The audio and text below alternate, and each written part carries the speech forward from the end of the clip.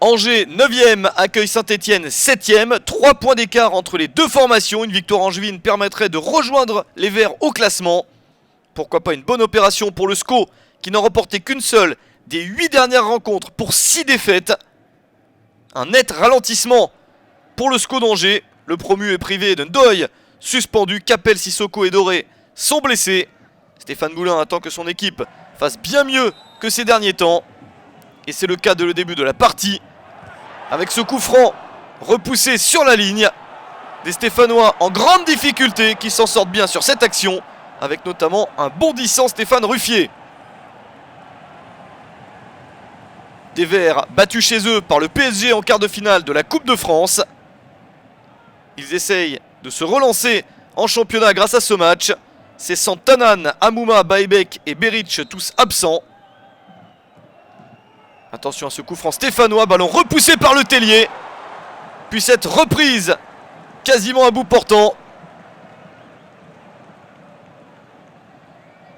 Le ballon est dévié par un coéquipier, Théophile Catherine, mais cette balle en dehors du but. Nouveau ballon intéressant pour le SCO. Et encore une défense stéphanoise vigilante. Même si Christophe Galtier est assez agacé par ce début de match. Son équipe n'est pas encore bien dans la partie. 2 nuls et une défaite sur les 3 derniers matchs pour Saint-Etienne en Ligue 1. Attention à cette erreur pour le SCO d'Angers. Et l'occasion pour Kevin Monet-Paquet qui bute sur Alexandre Letellier.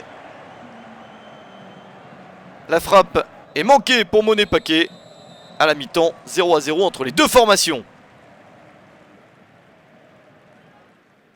En seconde période, il n'y a pas beaucoup plus d'occasions dans un match plutôt fermé.